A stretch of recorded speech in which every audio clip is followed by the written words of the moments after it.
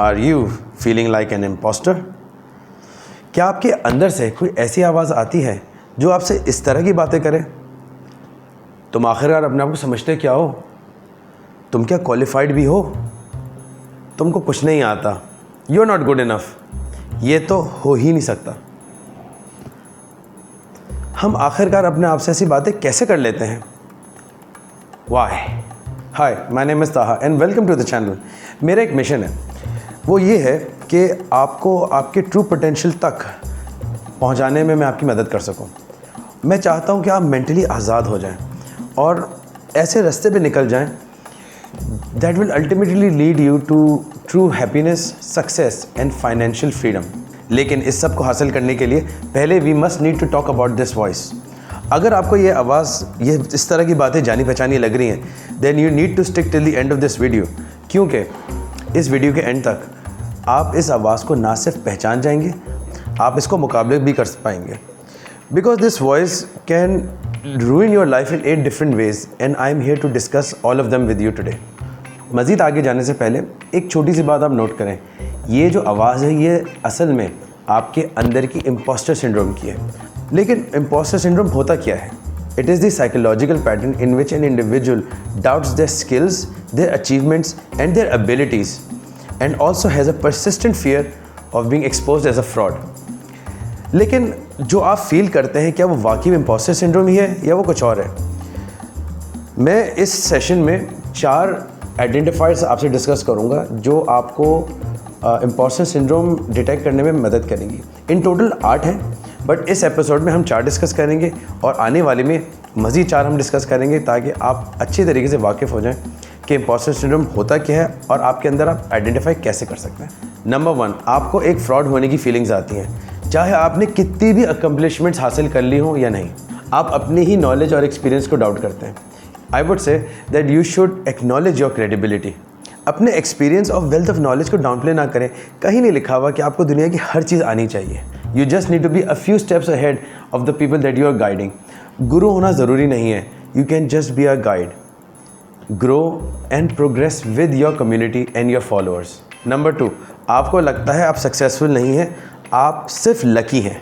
This one is rooted in the believe that in order to get anything good in life आपको बहुत ज़्यादा मेहनत करनी पड़ेगी। This boils down to the feelings that आप अपनी सक्सेस डिज़र्व नहीं करते। जो कुछ आपने किया है अभी तक वो फ्लूक था, एक इत्तेफाक था।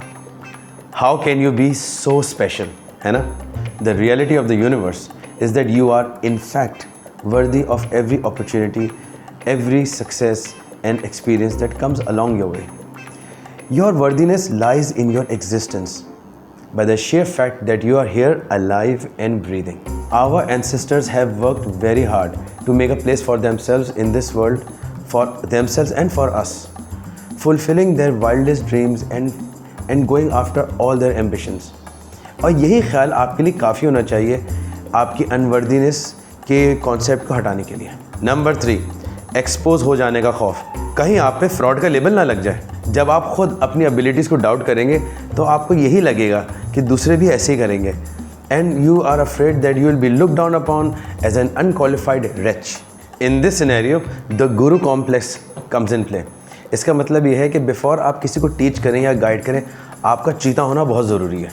लेकिन यहाँ भी एक छोटा सा मसला है, and that is you could end up spending an entire lifetime, and I literally mean an entire lifetime, trying to master something fully and completely before you go out to teach or guide someone.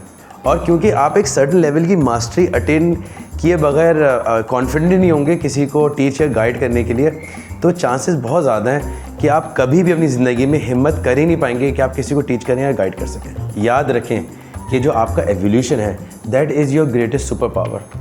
Everybody loves a heroes journey. हम सबको आपके evolution में interest है, चाहे वो आपका business हो, आपकी लाइफ हो या आपका जर्नी हो। Not just the picture perfect ending. और हमें आपकी स्ट्रगल्स भी देखनी है। It's how we relate to one another, it's how all of us find inspiration and it's how we connect to one another. So don't feel that you are less experienced और even a fraud. इस बात में कोई झूठ नहीं है that with every passing day we are learning, changing, growing and evolving. And the more you show that evolution of yours, the more others will see themselves in your story. The more you show your true self, the more your community, your ideal clients will gravitate towards you, because they would feel that you're talking to them directly and creating things for them specially. Number 4, आपको अपनी तारीफ़ें हज़म ही नहीं होती। मैंने इस particular चीज़ से काफ़ी सफ़र किया।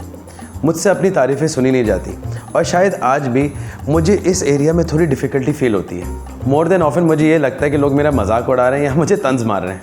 अगर कोई बोले कि for example I am inspired by the way ताहा यू ऑर्गेनाइज योर वर्क, तो मुझे इसको रिस्पॉन्ड करना नहीं आता। मुझे फ़ख्र होने से ज़्यादा मैं खामोश हो जाता हूँ, या फिर मैं बोलता हूँ कि यार ये फ़ला फ़ला बंदा मुझसे ज़्यादा बेहतर काम करता है। बट इन रियलिटी ऐसे जो रिस्पॉन्सेस होते हैं they are a clear indicator that you do not feel worthy of the admiration, compliment और praise, and you end up deflecting it, rerouting it और devalue it altogether।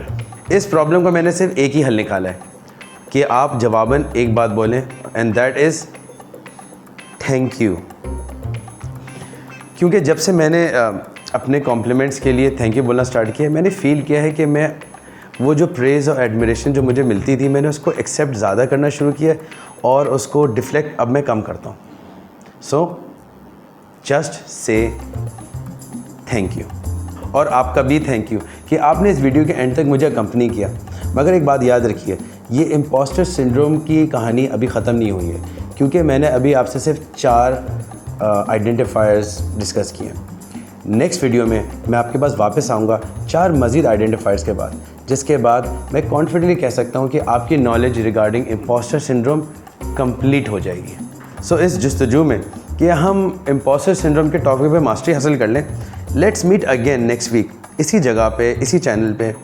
Until then take care, और जाते जाते please follow, like and subscribe YouTube पे और बाकी social media platforms पे। आपसे वापस मुलाकात होगी very soon. Thank you so much. Bye bye.